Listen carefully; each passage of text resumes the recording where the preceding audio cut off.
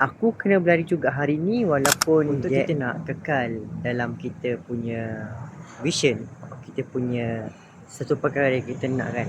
Kita kena ada letak satu goals yang besar supaya kita punya keinginan kita punya paksaan tu lebih kuat. Contohnya, korang nak berlari. Korang nak jadikan berlari tu sebagai korang punya rutin dalam hidup kan.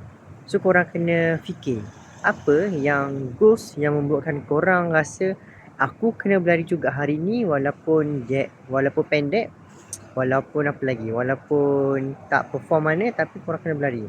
Sebab dia bukan soal korang buat the best and then korang stop. Korang kena buat benda tu dengan konsisten. Korang kena ada satu sifat konsistensi tu dalam hidup. Jadi korang kena letak mungkin korang nak berlari, mungkin korang nak kurangkan berat badan, mungkin korang nak perform dalam korang punya pertandingan, mungkin pelbagai lagi alasan yang boleh diberikan oleh masing-masing terpulang dekat korang. Jadi korang kena letak satu goals. Aku kena berlari juga hari ni walaupun aku malas. Aku berlari juga hari ni walaupun hanya 4km ke 5km ke. So korang kena ada satu goals. Dan jawapan tu sendiri ada dalam diri korang. Apa yang korang nak sebenarnya dalam hidup korang terhadap dunia bersukan terhadap kesihatan korang. Thank you.